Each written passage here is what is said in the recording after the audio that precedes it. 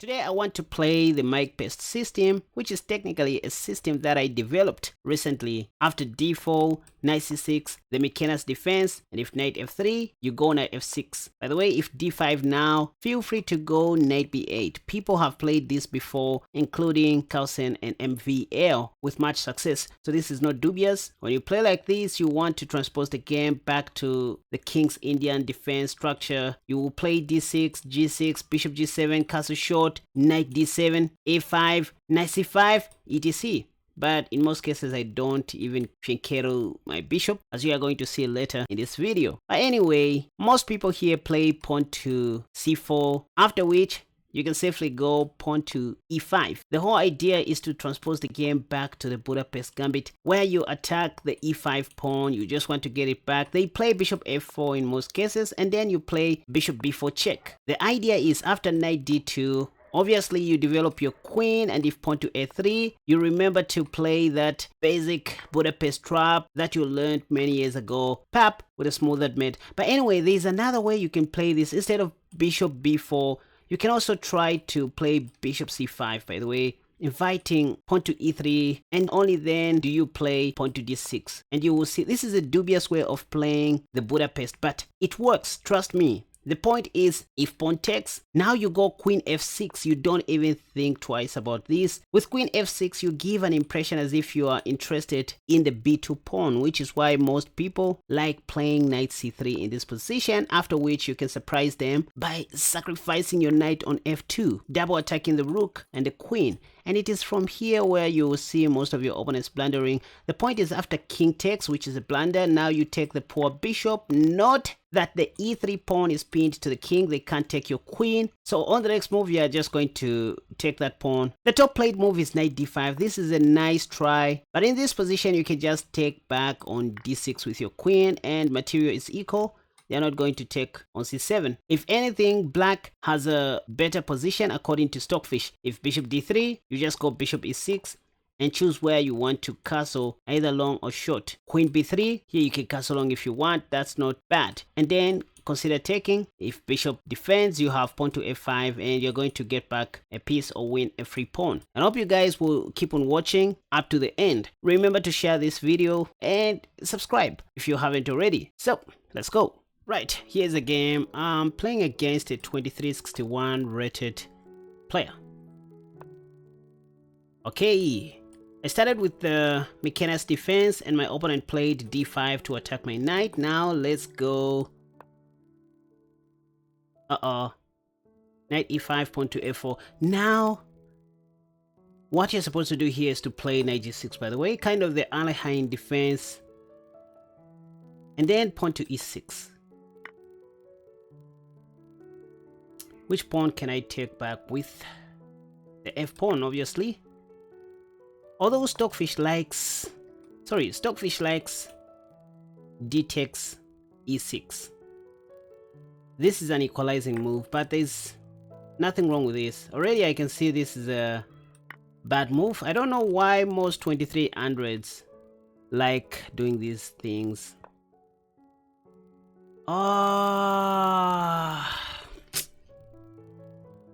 How did I not see this cheap trick?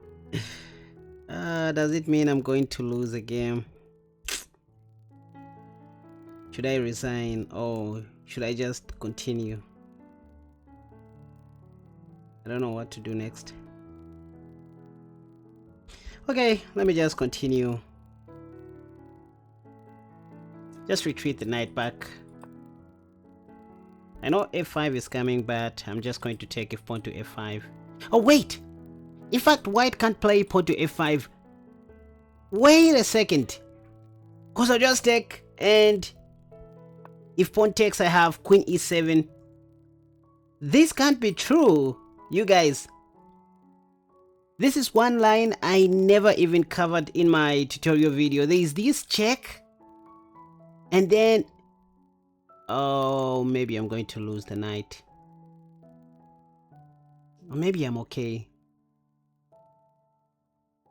If I win this game, call me a genius, you guys. I should mention to say I'm playing against a 2361 rated player, so not an easy guy, not an easy player. So the idea is to play knight f6, whatever white is going to do. So I thought I was going to lose. I thought I was going to lose a knight, but turns out I have this defensive mechanism and my knight has successfully escaped. So never lose hope, you guys.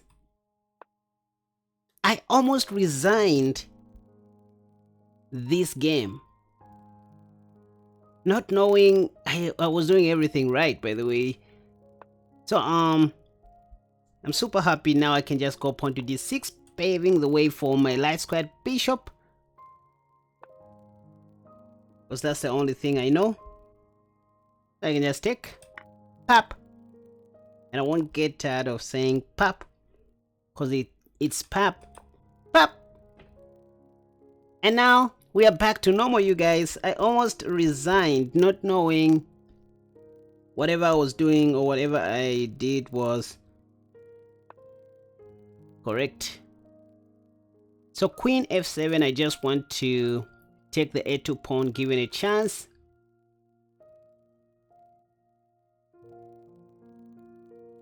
Let's see what my opponent is going to do next. Oh, 4 people are watching me from the United States of America, USA, the beloved nation. Knight f3. Let's go. I want to develop my dark squared bishop, so the only way I can do that is by going h5 first, and then I'll give a check. Quite self-explanatory if you think about it. That's why my opponent has moved, and now I can attack white's knight, which is on d5. It has to go back. Pawn to c4 will be an overextension if I'm not mistaken. I will have all sorts of moves like bishop f5 check, queen g6, and all that. So the knight has to go. This is what I was saying, you guys. You know, at times it is very easy to read the minds of these guys. Besides, I also have the move pawn to c6. This is what I'm looking at.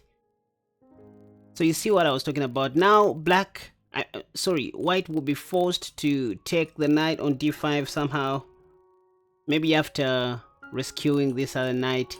So this is how you play the Mike-Pest defense. My opponent just resigned, by the way. Nothing else to do. They were just going to lose material. For example, after something like knight f4, I was just going to take a free pawn, and I'm just with a superposition. Anyway, let me play another game, probably involving the Mike-Pest defense or the Mike-Pest system. Let's see what my opponent is going to do. Game number 2, let's see what this opponent is going to play. There we see pawn to e4. I can still transpose this back to the Mike-Pest defense if I want. So the trick is, you know, you need to start with the French defense if you want to possibly transpose the game back to the Mike-Pest defense, and then go knight c6 instead of pawn to d5. So the idea is I'm inviting the move pawn to d5 so that I play knight e5 next. Okay, so it seems like we are going to have a normal game from here. The move you are supposed to play if things don't go your way is pawn to d5, going back to the normal repertoire. If pawn to e5, yeah, pawn to f6. Just go pawn to f6. This is the normal thing you can do against white setup. And whenever you see bishop b4, I said always play bishop d7 so that if bishop takes, you take back with your bishop. Okay, there we see pawn to f4 by white. What should I do?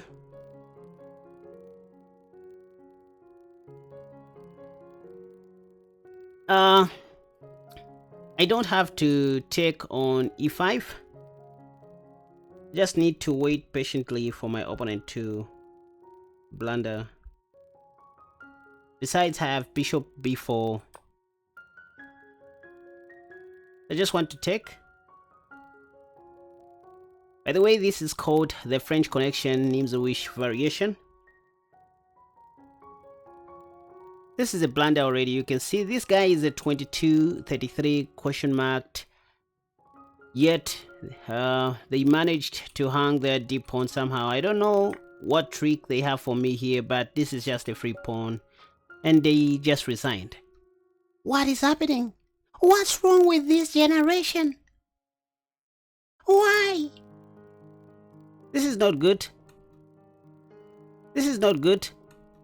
Now, go and check out 3 of my new courses on my website KaspaChess.com that I highly recommend you get right now. The newly updated Semi-Slav defense against d4, the Knight c6 Nimzowitsch defense, and the mighty e5 Paris defense, which is my best selling course to this date. Chess is a school on its own, and you will just need to show some efforts to unlock some secrets that content creators don't show on YouTube. And that's how you support this channel, by the way. I hope you guys learned 1 or 2 things. Now you can see that the Mike-Pest system is very effective and it can work even against stronger players or higher rated opponents.